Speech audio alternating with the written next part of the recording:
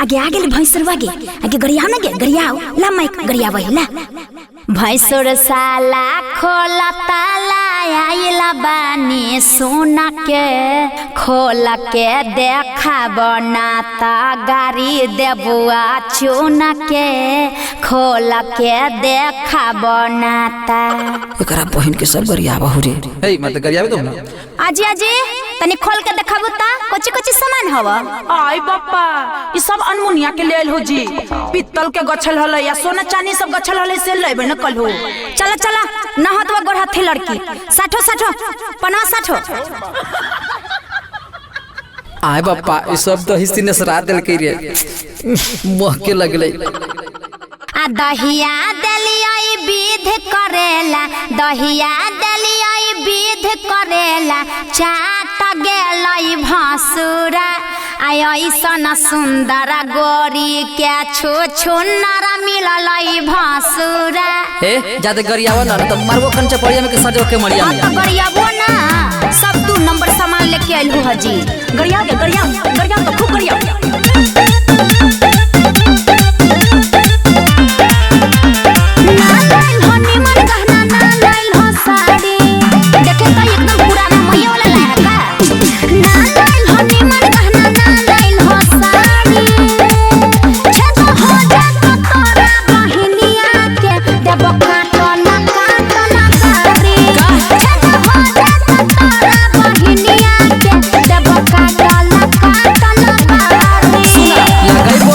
चाय सुनो चश्मा वाले चाप के मर जाए लगाइबो मेरा चाय सुनो चश्मा वाली पूरा हाथ के बेरी गाल में काहे तोही लगैला हो साली पूरा हाथ के बेरी गाल में काहे तोही लगैला हो साली। देखू तो सब कुछ छीट देलू जी आदमी के गोबर ले खमुआ कही थे। हां त महकतवा ना शादी विवाह में इतना न होतई। अरे भर कर देवरा भैंसरे से मजाक थी आगे पढ़ा ना पढ़ा एकरा बहिन के बोला हो बकवा पाया गन मेरा के चार सट्टा खाबो त भगवा चिल्ला के हमरे घर में हमरे से रंगदारी जी हम हिया नहीं तोहरा से काम जी तू गरम है तो हम दसराम जी बहकल हम मन ले बोई जत उतारी छत हो जात तोरा बहिनिया के देब काटल काटल बारी गोरा हाथ के बेरी गाल में काहे तोही लगल हो साली। चला हाला गुला मत कर चढ़ावा गहना चढ़ावा आ तू सब गाओगे गनमा गो भैंसुर जी गहना चढ़ा दीजिए आ पॉइंट खोल के कमर हिला दीजिए।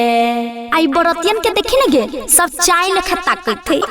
ए ज्यादा सुथर बनवा हमनी जग उठ गेल बना तो फिर समझा देबुआ चुपचाप रह मार के ठा देबुआ साभे बराती लागो है बनाचर आनंद बरका सह कैसा बका से खचर सबसे बदमाशी करी अठा बुझाई थे। लेके जाइबे उठाई तोरा घरवा में आके देखा पावर होई बिलडरवा में अरे चेहरा होई सजैसन भोई सकारी छत हो जात तोरा बहिनिया के देब काटल काटल बारी गोरा हाथ के बेरी गाल में काहे तोही लगल हो साली। देखो तो सब ने सरा के धर देला हाँ तो भागा ना तो और घास देबुआ रे नतिया चुमा काहे लेली हमरा ओठ में जाई तही अब कोट में ना जो जो जकरा बुलाओ सिपाही जी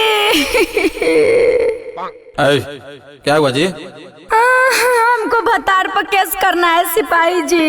क्या हुआ नहीं रख रहा है का प्यार मोहब्बत नहीं कर रहा है प्यार मोहब्बत तो इतना किया है कि देखिए ना हरा खून बह रहा है। सब बात बोलेगी देखिए ना सिपाही जी ओठवा काट लिया है। अरे पागल है प्यार मोहब्बत में हो गया जाइए जाइए। नहीं सिपाही जी आप नारी का मजबूरी काहे नहीं समझते हैं। चलिए ना सिपाही जी हमको केस करना है मर्दाना पे हम इसके साथ नहीं रहेंगे। अरे चलो रे चलो किधर है किधर है? ये है सिपाही जी, ये है ये। अरे अरे साला ओट काट लेता है रे, ये कौन प्यार करता है रे? नहीं सिपाही जी अच्छा अब छोड़ दा, अरे छोड़ दा। अरे चलो इसको ओट काला काटा है रे? मैं सिपाही जी आप ही बताइए, आप अपना मैडम को नहीं काटते होंगे? पागल चुप। सिपाही जी मर्द मेहरारू का झगड़ा है, काहे लगी हमको मार रहे हैं सिपाही जी, प्लीज छोड़ दीजिए। अरे तो पत्नी छुड़वा देगी तो छोड़ देंगे, हम तो पुलिस वाले हैं, हमारा पास केस आया है। तुम चलिए चलिए जल्दी चलिए, मैं तो पत्नी से पूछिए, अगर रहेगी तो ठीक है। अगर रात में ना गए हम ना वोट काटबोगे। ना ना ना तोरा खिचड़ी खियाइए के छोड़बो। पुलिस लेके आएगा, कहला मार खिलाएगा। अरे लड़ेगा छोड़ो सिपाही जी। पुलिस लेके आएगा, कहला मार खिलाएगा। खिचड़ी खोई है जेल में ता हो जे त मूड फरे। लेकिन मौगी तू काहेला कैली केस? तोर भातार नहीं होगे, तोर सैया नहीं होगे, तोर पियावा नहीं होगे?